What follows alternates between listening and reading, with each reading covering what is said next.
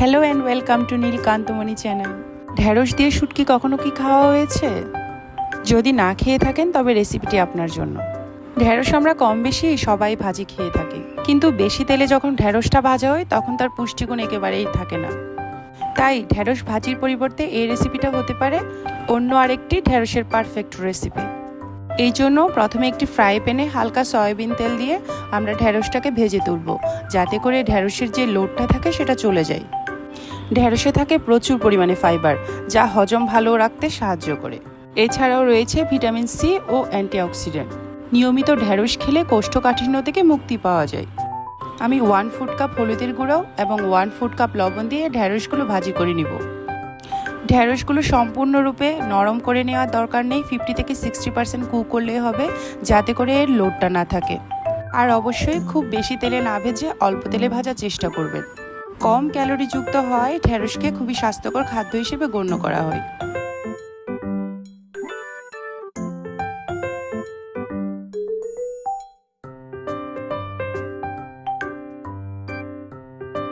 Minute 5 পরে ঢ্যাঁড়সগুলো থেকে load একেবারেই চলে যাবে। এরপর ঢ্যাঁড়সগুলো একটা বাটিতে তুলে নিব।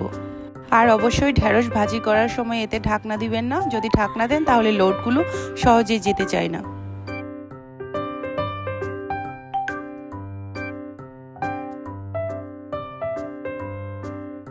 এবার একই ফ্রাই প্যানে সামান্য পরিমাণ তেল দিয়ে তাতে আমাদের ধুয়ে পরিষ্কার করে রাখা শুটকিগুলো ভেজে নিব। শুটকিতে থাকে প্রচুর পরিমাণে প্রোটিন। একই পরিমাণে শুটকি এবং মাংসের তুলনা করলে মাংসের থেকেও শুটকিতে দ্বিগুণ পরিমাণে প্রোটিন থাকে। এছাড়াও শুটকিতে থাকে প্রচুর পরিমাণে ক্যালসিয়াম, আয়রন ও ওমেগা 3, যা হাড় এবং মস্তিষ্কের জন্য খুবই উপকারী। আমি হাফ টি স্পুন হলুদের গুঁড়ো এবং হাফ টি স্পুন লবণ দিয়ে এই শুটকিগুলোকে ভেজে নিব। শুটকির সবচেয়ে মজার ব্যাপার হচ্ছে এটা দীর্ঘদিন ধরে সংরক্ষণ করে রাখা যায়। আপনারা দীর্ঘদিন শুটকি সংরক্ষণ করতে চাইলে সেক্ষেত্রে নর্মাল ফ্রিজে শুটকি সংরক্ষণ করে রাখতে পারেন, এতে দীর্ঘ সময় ধরে এটি ভালো থাকে। ভাজা শেষে শুটকিগুলোকে একটা বাটিতে তুলে নিচ্ছি। এই ক্ষেত্রে জেনে রাখা ভালো, অতিরিক্ত শুটকি খেলে বেশি লবণের কারণে উচ্চ রক্তচাপ বা পেটের সমস্যা হতে পারে। এবার কি ফ্রাই প্যানে দিয়ে দিব কুচি করে কেটে রাখা কিছু পেঁয়াজ,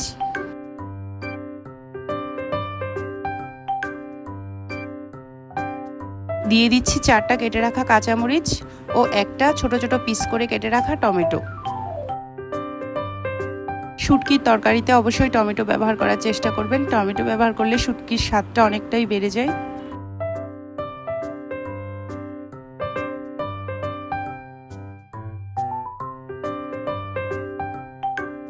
এবার এতে দিয়ে দিচ্ছি 2 টিস্পুন রসুন বাটা।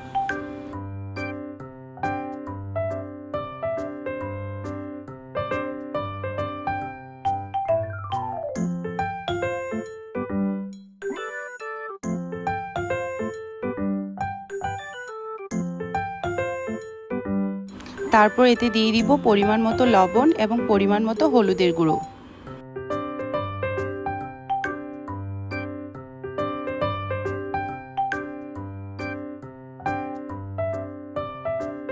দিয়ে দিয়েছি 1 টিস্পুন জিরের গুঁড়ো আর 2 টিস্পুন মরিচের গুঁড়ো। যদি ঝাল খেতে কোনো সমস্যা না হয় তবে সেই ক্ষেত্রে মরিচের পরিমাণটা কিছুটা বাড়িয়ে দিবেন, কেননা শুটকির তরকারি ঝাল হলেই তা বেশি ভালো লাগে। সবগুলো উপকরণ খুব ভালো করে নেড়েচেড়ে দিতে হবে। যেহেতু আমি খুব কম তেলে ভাজছি সেহেতু মশলাটা নিচে লেগে যাচ্ছিল, সেক্ষেত্রে আমি অল্প পরিমাণ পানি দিব কষানোর জন্য।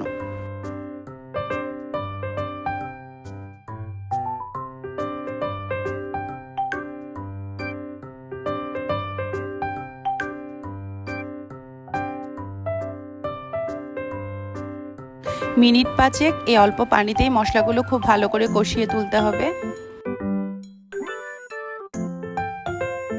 মশলার যখন ঝোলগুলো শুকিয়ে আসবে অর্থাৎ কষানো প্রায় শেষ, তখনই দিয়ে দিব আমাদের ভেজে রাখা শুটকিগুলো আর সাথে ঢেলে দিব আমাদের ভেজে রাখা ঢ্যাঁড়সগুলো।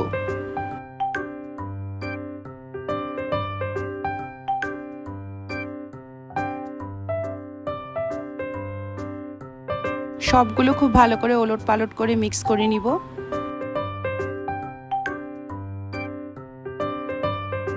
আবারও মিনিট 5 কষিয়ে নিতে হবে ঢাকনাটা অফ করে দিয়ে।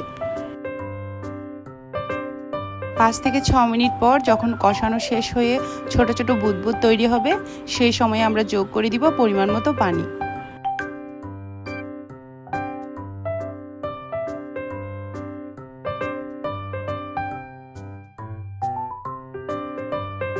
চুলার ফ্লেম মিডিয়াম থেকে লোতে রেখে প্রায় 20 থেকে 25 মিনিট আমি এই ঢেঁড়সগুলো রান্না করেছি।